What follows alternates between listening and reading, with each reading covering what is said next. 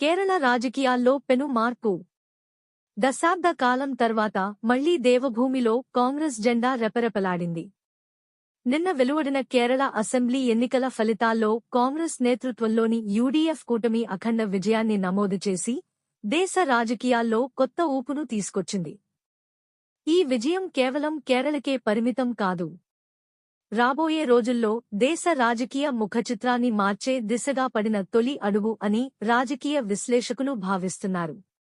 4 రాష్ట్రాలు, ఒక కేంద్రపాలిత ప్రాంతానికి జరిగిన ఈ ఎన్నికల సమరంలో కేరళ విద్యావంతులైన ఓటర్లు కాంగ్రెస్ వైపు నిలబడటం విశేషం. ఈ చారిత్రాత్మక విజయంపై బాలేపల్లి మురళీధర్ స్పందించారు. కేరళలో కాంగ్రెస్ జైత్రయాత్రకు బాటలు వేసిన అక్కడి విద్యావంతులైన ఓటర్లకు ఆయన ప్రత్యేక కృతజ్ఞతలు తెలియజేశారు. అహర్నిశలు శ్రమించి పార్టీని విజయతీరాలకు చేర్చిన కాంగ్రెస్ నాయకులకు, కార్యకర్తలకు మురళీధర్ గారు తన హృదయపూర్వక అభినందనలు అందజేశారు. ఈ గెలుపు దేశవ్యాప్తంగా కాంగ్రెస్ శ్రేణుల్లో నూతనోత్సాహాన్ని నింపిందని ఆయన ఈ సందర్భంగా పేర్కొన్నారు. నిన్నటి రోజున ఉత్కంఠంగా జరిగినటువంటి 5 రాష్ట్రాల యొక్క ఎన్నికల ఫలితాలు వెలువడటం, ఆ ఫలితాలలో కేరళలో మా కాంగ్రెస్ పార్టీ యూడీఎఫ్ ఘన విజయం సాధించడం చాలా సంతోషించాల్సిన విషయం. ఈ సందర్భంగా కేరళలో ఉన్నటువంటి విద్యావంతులైనటువంటి ప్రజలందరికీ, ఓటర్స్ అందరికీ కూడా ధన్యవాదాలు. అలాగే అక్కడ నిరంతరము శ్రమించి పరిశ్రమించి విజయానికి బాటలు వేసినటువంటి నాయకులకు, కార్యకర్తలకు, అభిమానులకు, అలాగే కేంద్ర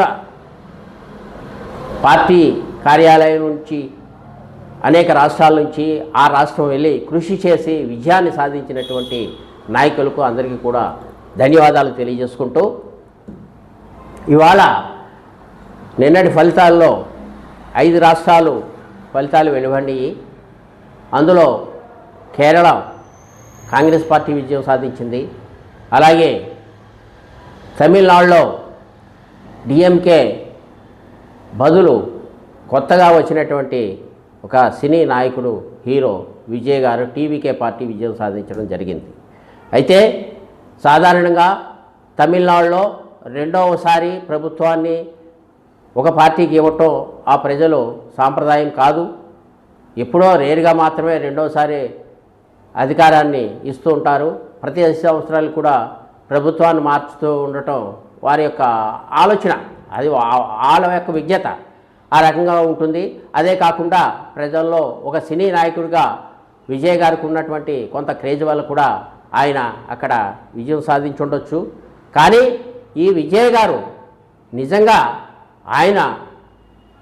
ఆయనే సొంతంగా ప్రభుత్వాన్ని స్థాపిస్తారా, లేదంటే ఒకవేళ ఆయన మరలా బీజేపీకి బీ టీమ్గా మారితే ఆయనకు ఉన్నటువంటి విలువ ఉండదు. అతి కొద్ది కాలంలోనే ప్రజల నుంచి ఆయనకు వ్యతిరేకత ఎదురయ్యే అవకాశం ఉంది. కాబట్టి అక్కడ పరిస్థితి అది. ఇకపోతే వెస్ట్ బెంగాల్ విజయం బీజేపీ కుట్రపూరితంగా సాధించిన విజయం, కానీ వారి యొక్క సామర్థ్యంతో సాధించిన విజయం కాదు. ఎందుకొరకంటే సరైన ప్రవేశపెట్టి లక్షలాది ఓట్లను తొలగించి దీదీని అనేక రకాలుగా ఇబ్బందులు పెట్టి ఆఖరికి కౌంటింగ్ విషయంలో కూడా కేంద్ర ప్రభుత్వ అధికారులు ఉండాలి తప్ప రాష్ట్ర ప్రభుత్వ అధికారులు ఉండకూడదంటూ ఈసీని ప్రయోగించి ఈసీ ద్వారా వారు కొన్ని కుట్రలను చేసి ఈసీ కూడా ఒక సాధనంగా బీజేపీకి ఉపయోగపడడం ద్వారా అక్కడ దీదీని ఓడించి, మమతను ఓడించి వారు ఆ విజయం సాధించడం జరిగింది.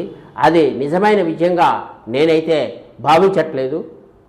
ప్రతి చోట బీజేపీ అనుసరించేటువంటి కుట్రపూరిత విధానాలనే అక్కడ కూడా అమలు చేయటం వల్ల ఆ విజయాన్ని సాధించారు. ఇకపోతే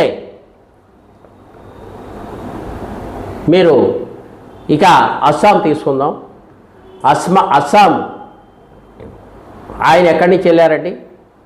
ఆయన కాంగ్రెస్ పార్టీ నుంచి వెళ్ళిన వ్యక్తే. అలాగే పుదుచ్చేరి రంగస్వామి గారు ఉన్నారు, ఆయన ఎక్కడి నుంచి వెళ్ళారండి? కాంగ్రెస్ పార్టీ నుంచి వెళ్ళిన వ్యక్తులే. అంటే బీజేపీ ప్రభుత్వం బీజేపీకి స్వతహాగా బలం ఎక్కడా లేదు, ఏ స్టేట్లోనే లేదు. నిజం చెప్పాలంటే నాయకులే లేరు.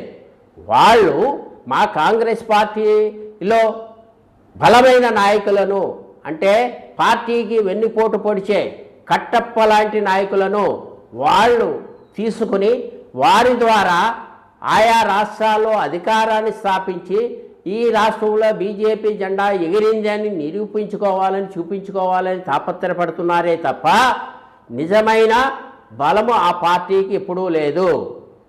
ఆయా నాయకులందరూ కూడా కాంగ్రెస్ పార్టీ వారే.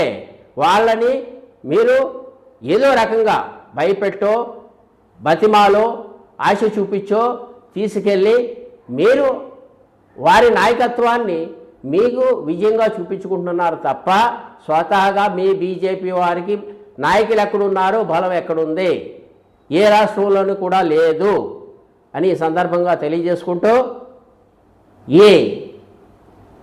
ఈ ఫలితాలను బట్టి ప్రాంతీయ పార్టీ నాయకులందరూ కూడా గమనించాల్సింది ఏంటంటే, బీజేపీని నమ్ముకుంటే పాము తన పిల్లల్ని తానే తినేసినట్టుగా ప్రాంతీయ పార్టీని బీజేపీ తినేస్తుంది. దీనిని మీరందరూ గమనించండి. బీజేపీతో జతకట్టిన అన్ని ప్రాంతీయ పార్టీ నాయకులు అప్రమత్తమై ఆ యొక్క పడగ నుండి మీరు దూరంగా వస్తేనే మీ ఉనికి కొనసాగుతుంది తప్ప, లేదంటే రాబో రోజుల్లో ఈ ప్రాంతీయ పార్టీలు కనుమరుగైపోయే అవకాశం ఉంది. మీరు మీ సార్వభౌమత్వం నిలబడాలన్నా, నిజంగా ఈ దేశంలో ప్రజాస్వామ్యం పరిడి వెళ్ళాలన్నా ఇచ్చిన మాటకి ఇవాళ మేము తమిళనాడులో డిఎంకేతో పాటు ప్రయాణం చేశామంటే మా స్నేహపూర్వక హస్తానికి నిదర్శనం అది. మమ్మల్ని నమ్ముకున్న వాళ్ళని మేము ఎప్పుడూ కూడా వదలకుండా వారు చేపట్టుకుని ముందుకు వెళుతూ ఉంటాం. కాబట్టి మీరందరూ కూడా ప్రాంతీయ పార్టీలో ఉన్నవాళ్ళు కూడా కాంగ్రెస్ పార్టీని నమ్మి కాంగ్రెస్ పార్టీతో జత కడితేనే మీరు రాబో రోజుల్లో మీ పొలిటికల్ ప్రయాణం ముందుకు కొనసాగుతుందని తెలియజేసుకుంటూ, రాబో 2029లో కేంద్రంలో కాంగ్రెస్ పార్టీ అధికారంలోకి వస్తుందనే దానికి నిదర్శనమే ఈరోజు విద్యావంతులైనటువంటి కేరళ ఓటర్ ఇచ్చిన తీర్పుగా నేను అభివర్ణిస్తూ సెలవు తీసుకుంటున్నాను.